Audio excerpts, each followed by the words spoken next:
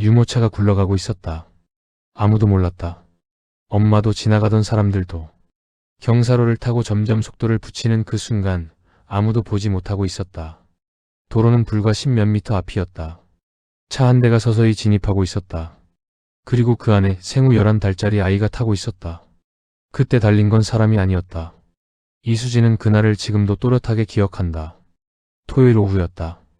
장을 보고 돌아오는 길, 아파트 단지 정문 앞 경사로를 막 내려오던 참이었다. 아이는 유모차 안에서 과자를 오물오물 씹으며 졸려하고 있었고, 수진은 무거운 장바구니 2개를 유모차 손잡이에 걸어놓은 채 천천히 내려오고 있었다. 바람이 약간 불던 날이었다. 그때 휴대폰이 울렸다.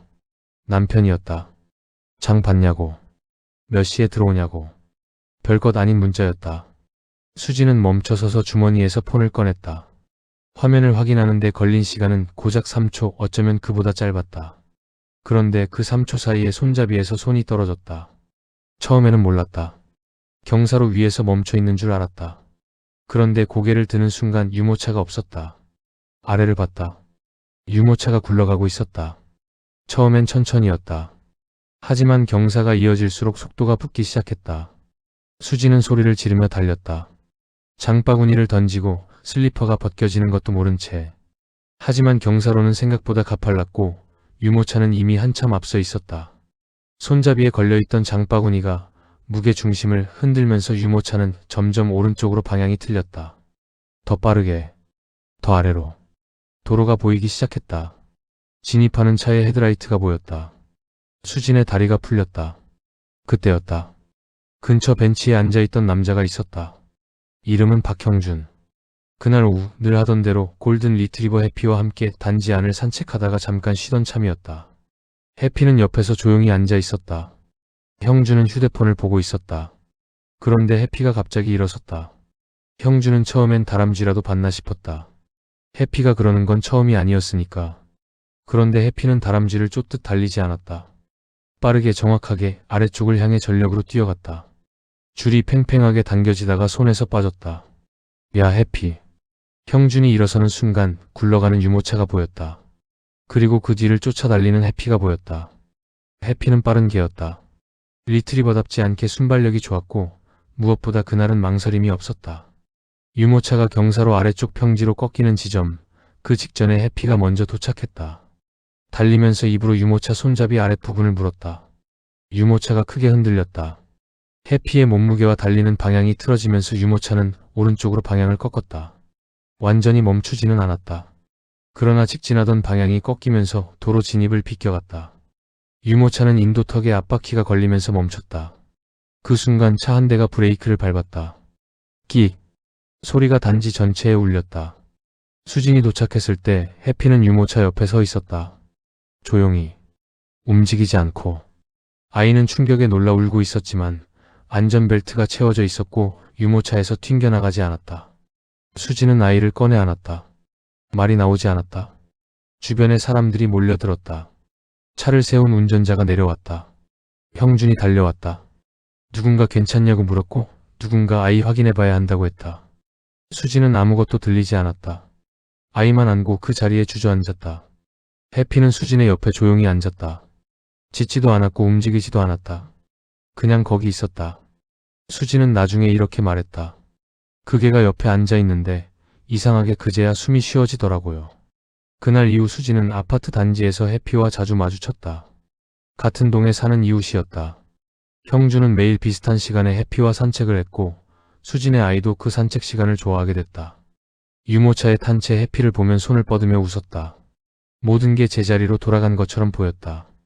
그런데 열흘쯤 지난 어느 밤이었다. 수지는 마트에 들렀다가 늦게 귀가하는 길이었다. 아이는 안아들었고 짐은 한쪽에 들었다.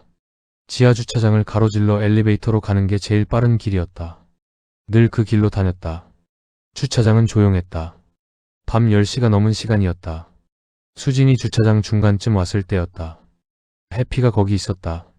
형준이 차를 세우고 뒷문을 여는 중이었다. 해피가 먼저 내려와 있었다. 수진과 눈이 마주치자 해피는 꼬리를 흔들었다.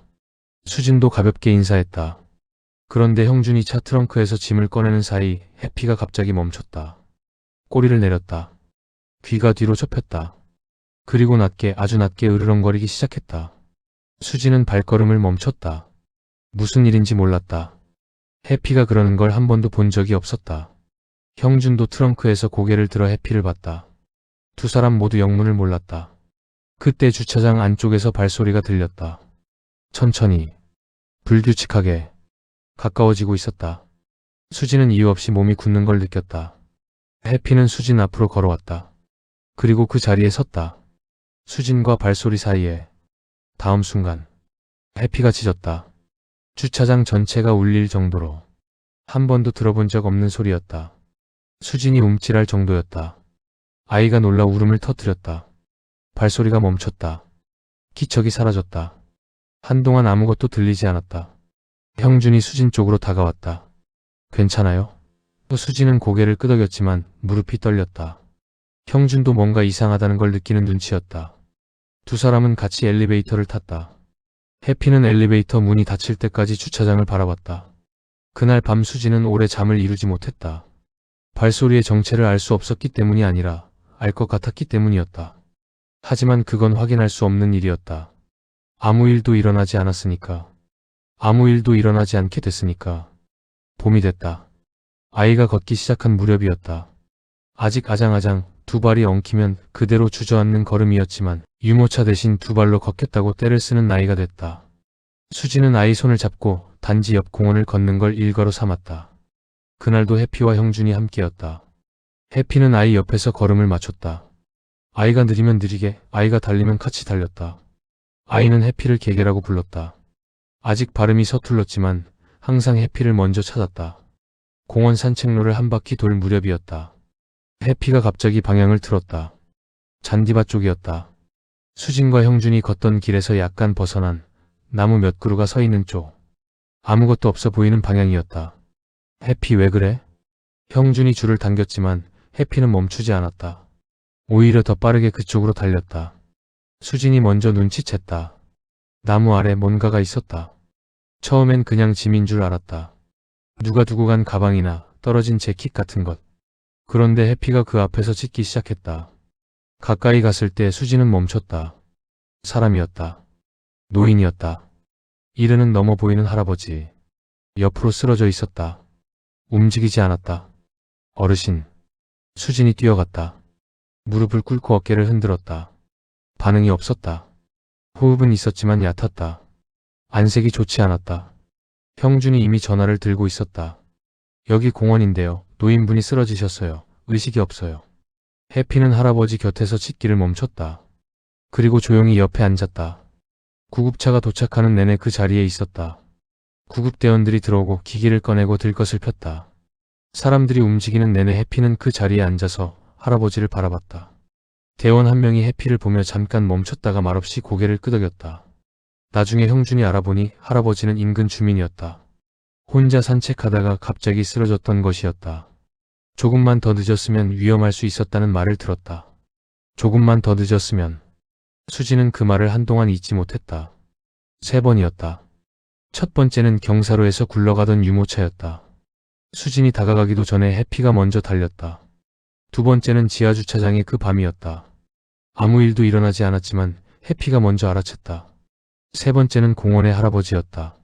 수진도 형준도 지나가는 사람 누구도 보지 못한 것을 해피가 먼저 찾았다. 수지는 그 3번을 떠올릴 때마다 같은 생각을 한다. 그 순간들마다 해피가 없었다면 어떻게 됐을까? 경사로에서 유모차가 그대로 도로로 들어갔다면, 주차장에서 발소리의 주인공이 계속 다가왔다면, 공원에서 아무도 할아버지를 발견하지 못했다면, 생각을 거기까지 이어가지 않으려 한다. 하지만 결국엔 그 끝을 안다. 해피는 지금도 매일 같은 시간에 산책을 한다. 수진의 아이는 이제 해피 없이는 공원을 나가려 하지 않는다. 개개하며 형준네 현관배를 직접 눌러버린다. 형준은 매번 웃으며 줄을 들고 나온다. 해피는 아이를 보면 꼬리를 흔들며 코로 슬쩍 밀어낸다. 아이는 그게 좋아서 매번 까르르 넘어진다. 아무것도 달라진 것 없는 일상처럼 보인다. 그런데 수지는 알고 있다.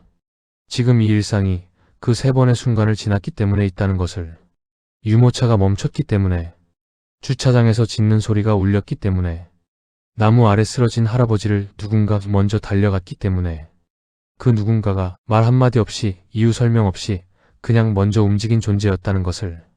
우리는 종종 무언가 지켜주는 존재를 바란다. 눈에 보이지 않는 것, 말로 설명할 수 없는 것, 그런 것들에 기대고 싶을 때가 있다. 그런데 어쩌면 그 존재는 이미 우리 곁에 있는지도 모른다. 말을 못할 뿐이고 설명을 안 할 뿐이고 조용히 옆에 앉아 있을 뿐인 그런 존재가. 이 이야기는 실화를 바탕으로 제작한 영상입니다. 구독과 좋아요는 다음 영상에 많은 힘이 됩니다. 감사합니다.